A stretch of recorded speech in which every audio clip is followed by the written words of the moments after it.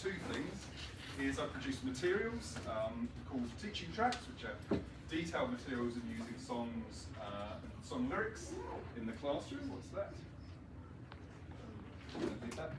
And also run an organisation called Training Tracks, in which I do training courses to teach teachers the best way to use the resources in the classroom. So I should be giving you a little bit of a flavour of that today. Little summary. I think that at the moment, and if you agree with me here, that the world is a fractured, a fractious place. There might not be much we can do about that outside the classroom, realistically, because of who we are. But I think there are things we can do in the classroom to help students cope with a lot of the things that are happening in the world at present. So in this session, there will be opportunities for us to explore the human-centeredness within well-chosen songs. Ones that inspire, I think, resilience, as well as ones that cultivate empathy and human connection, human connectedness, and the like. And I think the session will act as a reminder that music is more than just entertainment or a change of pace. It's really a means by which we can learn to understand and connect with each other, and hopefully your students will be doing that through some of the things we're looking at today. The industry, I think, as you'll probably agree, is undergoing great change. Educators such as ourselves are on ever lower budgets, under more time and resource pressure than ever before. But this session will act as a reminder of the eternal and future-proof, and perhaps above everything else, inherently usable nature of music in the classroom. At a time when hate, division appear to be winning, we will focus on music's super strength in the classroom, which is generally its ability to unite. And I'd like to say to you today that we should choose L.O.V.E, love, for the classroom. Okay, I was going to do a Mentimeter here, but you know technology, as soon as you put it on, it doesn't work. So I'm just going to ask you to shout out some ideas, right? It just didn't work, it just went blank, everything was prepared. How can songs be used in the classroom, just very generally? Anybody like to put forward some ideas? Okay, great. For learning vocabulary? Yeah, for learning. Okay, yeah. Energizer. Energize in the classroom, lovely. Cultural aspects. Okay, so look at culture aspects, beautiful. So in Lipton, I went to one of your workshops, I think, years ago. Right, great, okay. Was that the one here? No, it was at the ISFL, I think, Oh, yeah. what was it last year? No, years ago, yeah. Years ago, yeah. okay, well, welcome back. That's what I had to see returning. And you had one, sir? Yeah, poetry analysis. Yeah, okay. So analysis of the lyrics, how poetic are they, what they're saying, etc. Yeah. Extensive listening. Lovely, yeah, good. So what I've done here, and we're not going to spend too long on this because actually what's on the worksheet, I don't know if everyone's got a worksheet, but it's a short reminder of, you know, in a nutshell, if you like. So first of all, some what I call light beauties. So as a background tool, you can alter the mood, you can alter the atmosphere. You don't even have to speak, do you? Because I played the disco track at the beginning, and it set a certain mood in the room. If I played something else, something very somber or something, it would have set a completely different mood. Obvious, really. You can inject energy, etc. So a warmer, you can just literally ask, how does this make you feel? You know, you can get students to produce descriptive words. Already they're producing language based on what they're thinking. None of this is amazingly new, but we're just kind of doing a recap at this point. You can do more interesting things, maybe like drawing. Play a song, you know, get them to draw an emoji face. Something I did with Emily Bryson a few years ago. We did a co-session on this. This is particularly good with instrumental music because as soon as you put lyrics in there, maybe it interferes like that with what you're thinking about. So you just produce something without actually hearing any words, do sketch notes, etc. Or sing-alongs. What are your favourite sing-alongs? I always do Christmas karaoke. Okay, Christmas karaoke. Yeah. What, last Christmas, that kind of thing? Oh, well, the students get to choose what they want on the screen, and then, or we have another game where we'll get them in pairs of two, and they sit with their back to the screen, and their classmates will choose, and they have to guess what song it is. And then once they guess it, then we can all sing along together. Lovely, great. So that's really good. Fun. Great. If we move to what I've called more substantial uses, we could talk about substitution. Somebody mentioned gap fill, but you can also do different forms of substitution, maybe that are more pedagogically valid than that is. You can get them to play around with the lyrics, of course. I'm sure you've done all these things. Get them to express an opposite of this word, convey a different meaning, do the lyrics from the perspective of another person, etc., etc. Phonetic activities as well, focusing on producing different rhymes for the end, etc., etc. Really. Prom work, which we've mentioned briefly there, everyone uses, well, a lot of people use misheard lyrics, right? Because you can do phonetic analysis, you have a bit of fun, you choose the right ones, minimal pairs, etc. Yeah. More serious, perhaps, stuff. Not so serious in a bad way, but more academic maybe. Looking at CLIL, content language integrated learning. Combining the subject and the language learning together, which a lot of learning does anyway. Looking at the 4 C's, as called: creativity, communication, collaboration, and critical thinking, which can all be explored, I think, to develop through that. And then what we're doing today, really, which is thematically based discussion. So choose songs with relatable themes, kind of fire the students up, contemporary themes, things that are going on. And it doesn't necessarily have to have a theme, it could be ambiguous. I've chosen that as an example for some songs. There's quite a few out there where people talk about different meanings going on in the songs.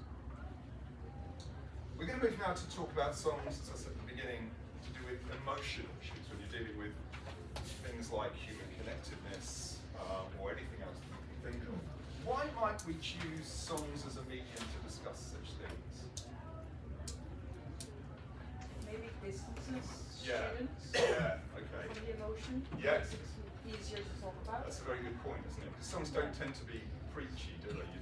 It's up to you whether you see that viewpoint or not. Yeah. Anything else?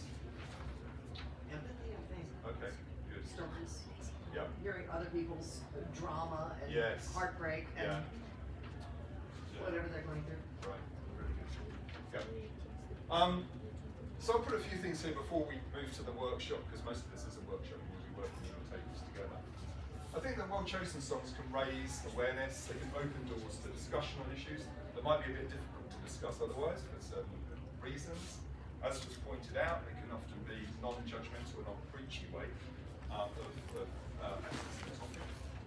And music provides a kind of bridge, doesn't it, so that we can connect with one another. And also ourselves, I think, trying to understand what we're going through, and offers healing in all sorts of unexpected ways. And it's been explored, academically, really, and scientifically, this, rather than just, I think it does that. So why, for example, do we listen to, and tell me if you don't, sad or melancholic songs when we're already sad? It seems counterintuitive, right? But cognitive psychologist Daniel Levitin believes it makes perfect sense. Yeah? It helps to know that somebody else is going through something similar to what we're going through. Music, really, is empathy. Brené Brown, when she was kind of citing nursing scholar Dr. Teresa Wiseman, said what really makes something better is connection. And she talked about connection and empathy in terms of the idea that you take on somebody else's perspective, which you do through songs. That enables you to be non-judgmental about what you're talking about.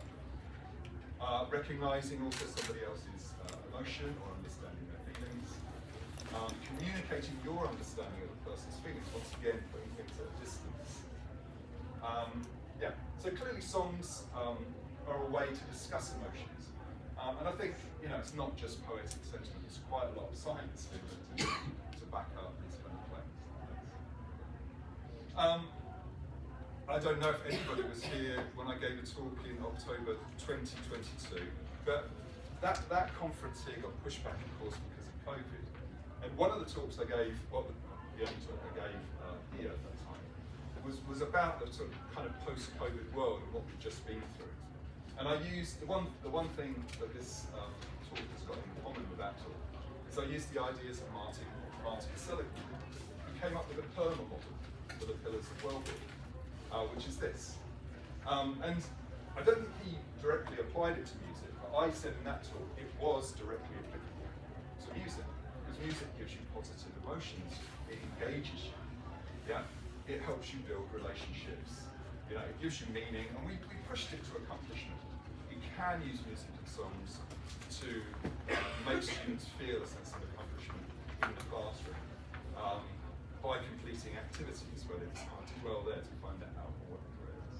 But today we're focusing on the third block, we're focusing on the R, and we're focusing on relationships. So now it's over to you. I've had my talky bit, get my throat back. So in your groups that you're in, which is 6 groups, which is wonderful, I'm going to give you a song, and which features, I think, themes of love, compassion, connection. I'm going to ask you as a group to come out with ideas. Come out with a basic ideas for a lesson plan. Obviously, the time is always against us. Using what the song's got to offer. But before I do that, I'm going to give you an example. While I give you the example, I'll also put this on the desk. So everybody knows this song, right? Is there anybody in the room that doesn't know this song? So there's certainly some things that you could use this song for. Any ideas? Talking about human connection, empathy, things like that. What could you do with a song like this?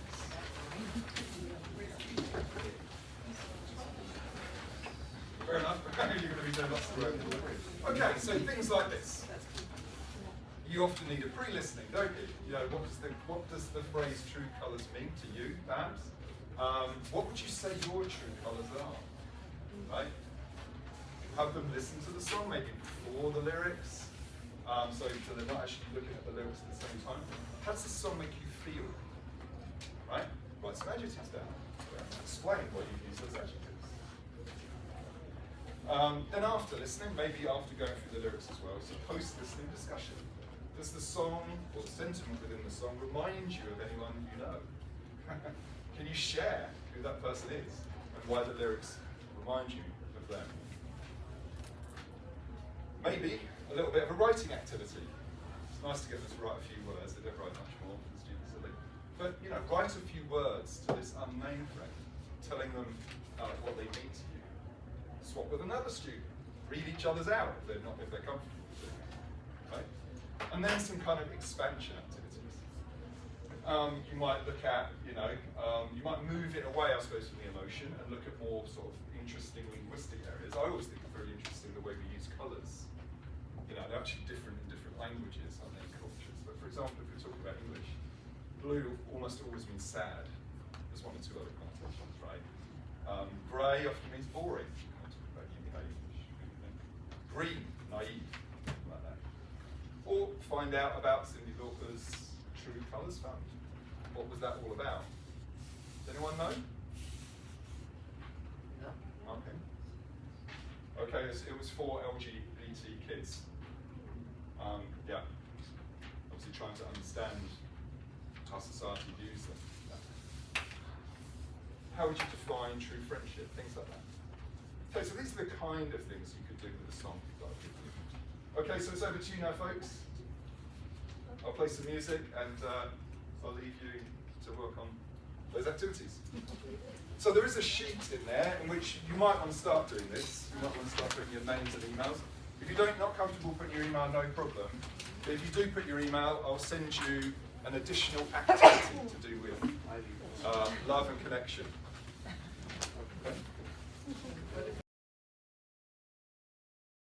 Okay. Is everyone ready? Everyone ready to go?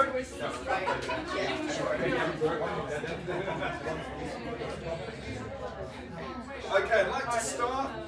Yeah, this is definitely have to be careful. This group is more than ready. I'd like to start with this group. So this group looked at the L.O.V.E Sifri song So Strong. Know it? Don't know it? Okay. Fair enough. Fair enough. Are we playing it? I suppose you can play a little bit of it. Yeah, obviously got to watch the time a little bit, but obviously these are things for you to look at later, and I will photocopy all these sheets and send them out to you. But here are the lyrics of this song.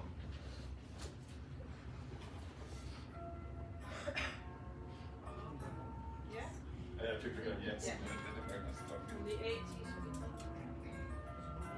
Could have been from last night, but it's from the 80s.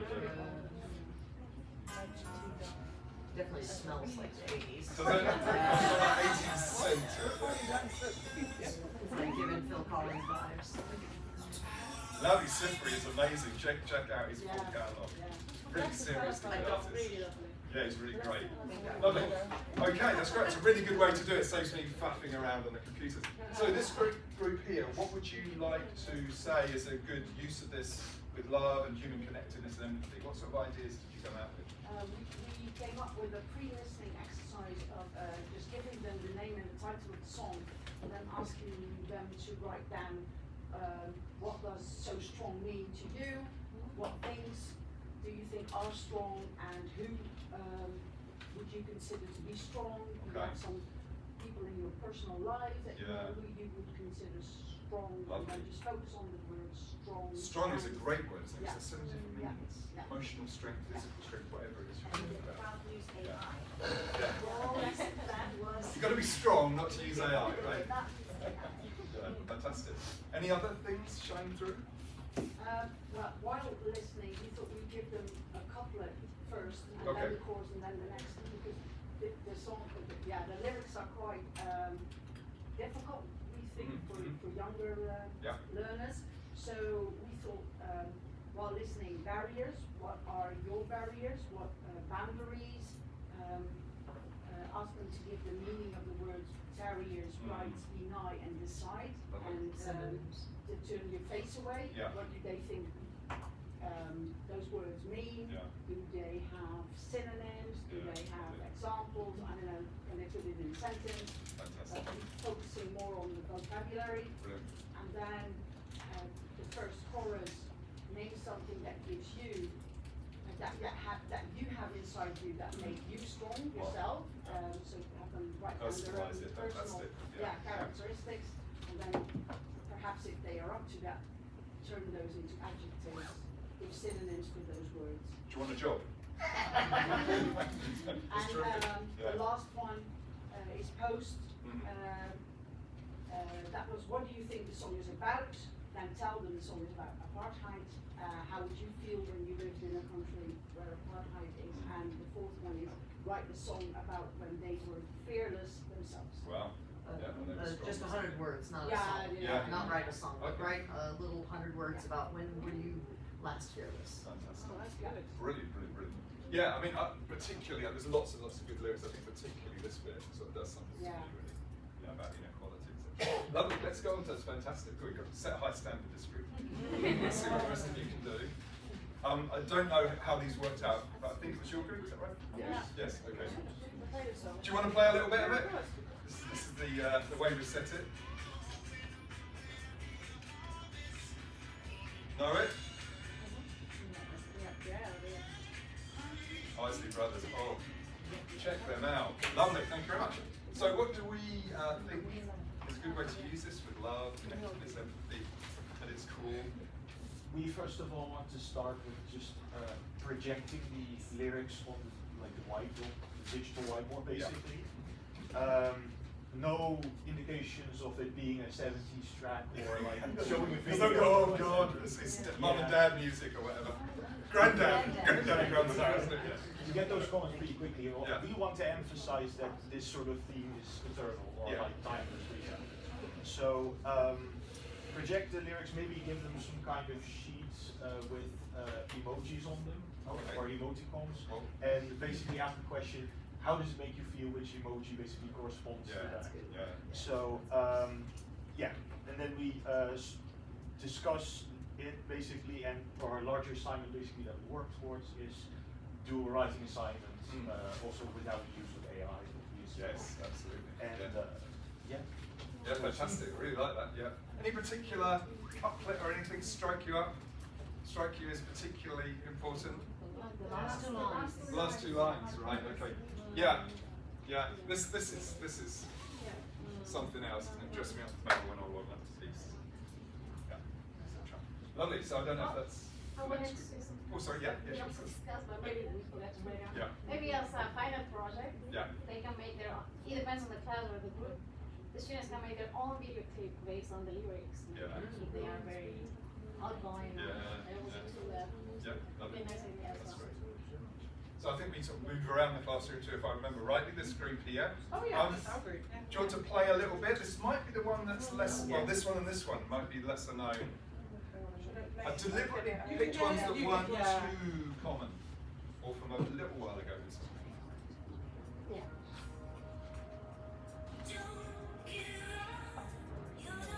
Kate Bush, ladies and gentlemen. Peter Gabriel. Yeah. Lovely. It's after this session, you'll be listening back to these songs. It'll be in your head all day now. Okay, lots of lyrics there, aren't there, really? But what did you kind of come to the conclusion with? To do with these? Well, going through the pre, post, and while doing activities, we mainly wanted to focus on the conversation part. So mainly using communicative language to think about what the song is trying to convey. So we like to start with students like thinking about what do they see as a failure and why shouldn't you give up, or things you wouldn't want to give up on. So mainly because it also had a motivational part, even though the song seems to be going about suicide and depression. So we were like maybe trying to make it more lighthearted by making students focus on what kind of feeling can this song give to somebody else instead of projecting it on themselves. Yeah, because obviously it's a duet in which the guy, Peter Gabriel, was sort of like saying all the things that are going wrong in his life, and the woman, Kate Bush, is supportive of him, isn't she, and offering him encouragement and everything he needs. Yeah, and we also saw about while the post-reading activity, they can either have the same idea of a video clip about a piece, not the whole song, but take out a piece and make a video clip about that, or write an Instagram post for somebody on why they shouldn't give up. Yeah. To make them think about going on and moving on, and also before starting, because it is a sensitive song, give a disclaimer. Yeah, right. Yeah. That's fantastic. Thank you very much.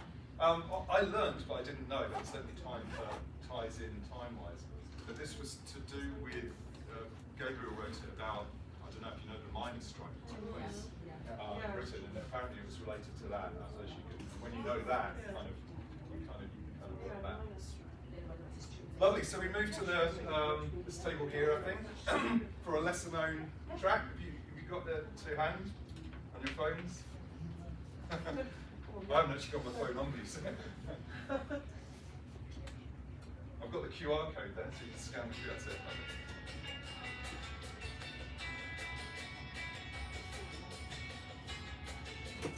Written by Cat Stevens, but I used the 10,000 Maniacs version.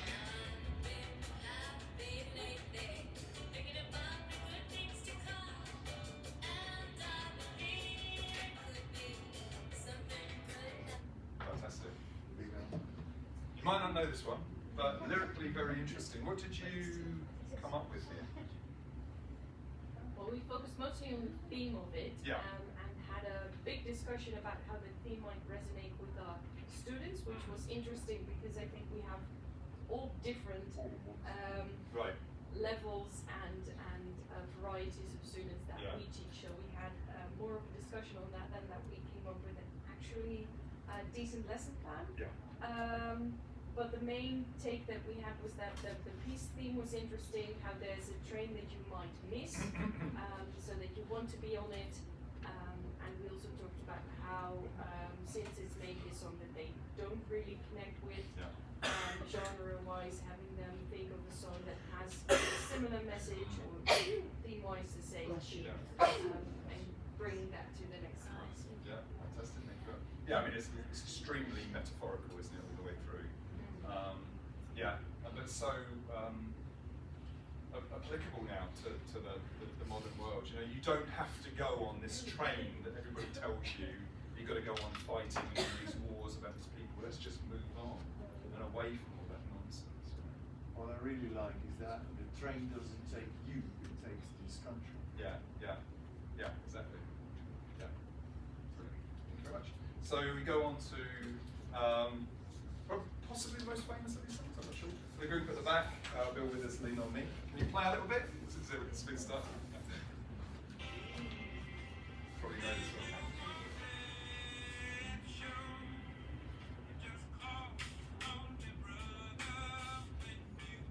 Pretty funky dude, is our Bill Withers. Fantastic, thank you. Forget the rest of the stuff. Yeah, it's well known, isn't it? What group at the back? What did you come out with? We just decided for a sing-along.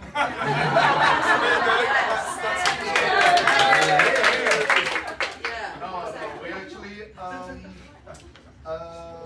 we had multiple ideas. We could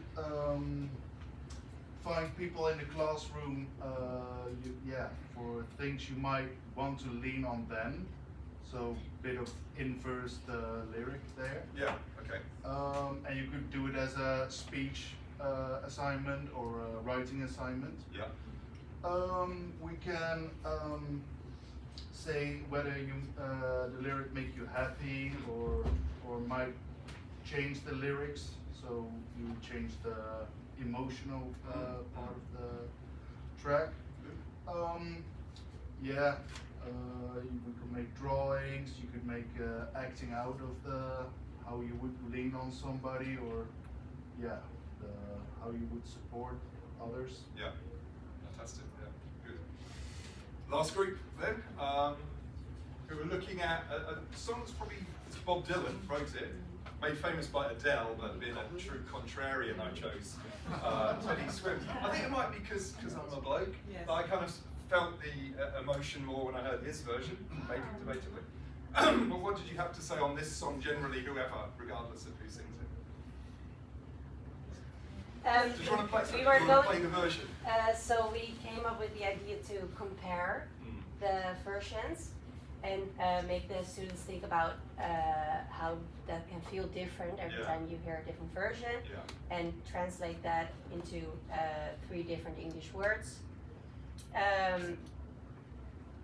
Yes, and then we had some work forms to do as pick out the metaphors and write down the meaning, write an extra verse on how you would write about this theme if you would write it yourself.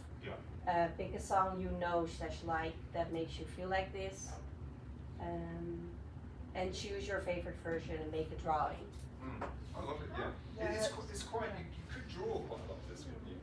It's quite a lot of that kind of, you could draw stars appearing, you could draw crawling, you could draw a lot of things. Yeah, and as a warming up, we wanted to ask students, how do you make other people feel loved, or how do you want others to do that to you? Yeah. It's kind of like a class discussion as well. Really nice, really nice. Could you just play a clip, a small snippet, because people might not know this version, just to feel the emotion. The Teddy Swims version, please. He's quite consistent. Okay. I should have had them ready with me.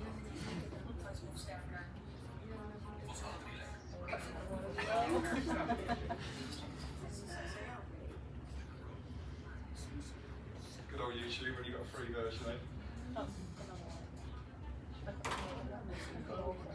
Okay. Oh, here we go.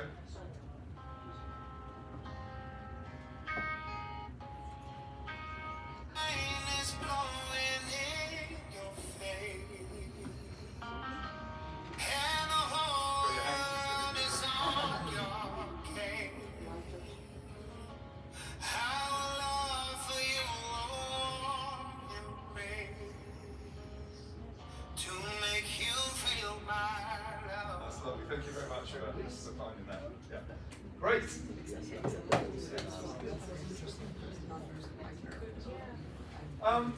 Obviously, I've given you these songs today, and maybe some of you were happy with the ones you got, and some of you not. That's the way it goes.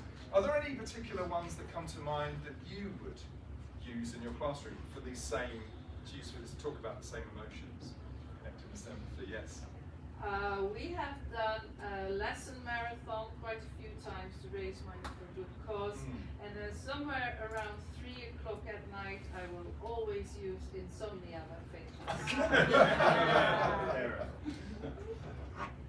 Anything else? Sort of strict with the the emotional side? I've used Noah Kahn, Homesick and Stick Season. Okay. Which is really interesting and it brings up a lot of discussions with the kids. Oh, nice one. It's not something I've heard of, I don't think. Yeah, it's really good. Okay, lovely.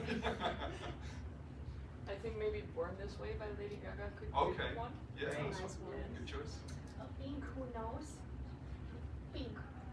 Oh, Who yeah, knows? yeah, It's okay. about losing someone. Yeah, lovely. Yeah. I thought I'd like to just give you, I mean, obviously it's come from me, so that it'd be obviously not too modern necessarily, but I thought I'd give you, as well as the ones we did today, others that I think work.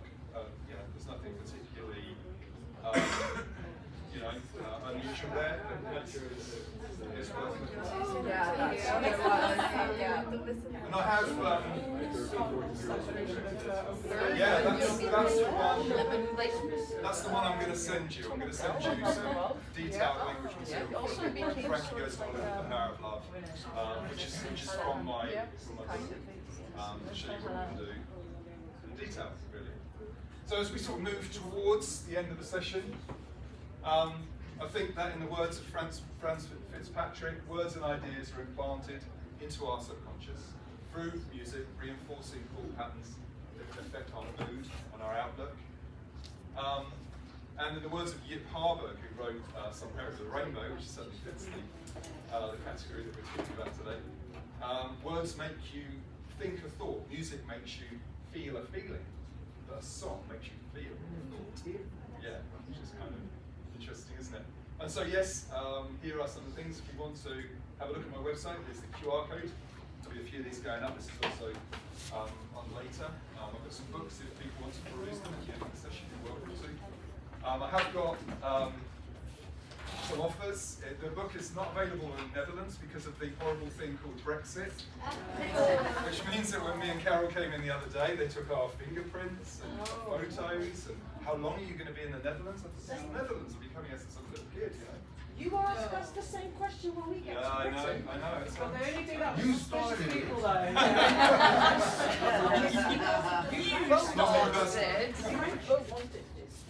I have some offers for you if you're interested, which is some offers off the Studenberg. I've got a few copies. Obviously, there's a limit to how much you can bring on a plane, but there's some prizes here. And there's also, I've done like singles, which are just single. Well, I call these albums and these singles. So this is lyrics based on David Bowie's Space Oddity, based on Pink Floyd's Money, and based on Katy Perry's Raw. That was a bit dodgy though, isn't it? Because of what he did in his concert, you know, the anti-Israeli. Roger Waters. Yeah. He's pretty outspoken, isn't he? About Yeah, but with the Yeah. It's worth looking in depth, I think, was other things he said, but yeah. And so there's various other things here. So that once again, this is the QR code for the website. I did hand out some cards. It's got the old website on there, so this is the new one, unfortunately. Yeah, I've amended it. I run a Facebook group, which is that one there. If you'd like to join, it's very heavily populated. The stuff I've done, I'm using different materials in the classroom. There's a link to the YouTube one.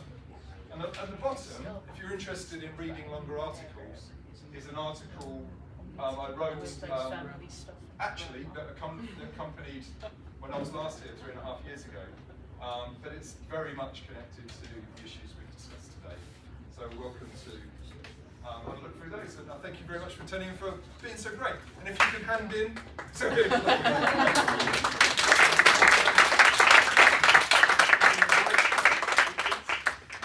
if you could hand in those forms, what I will do is I will copy them down and I will send them to anybody who can give their email on there.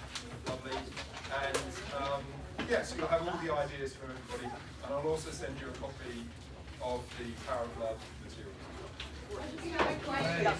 How do you get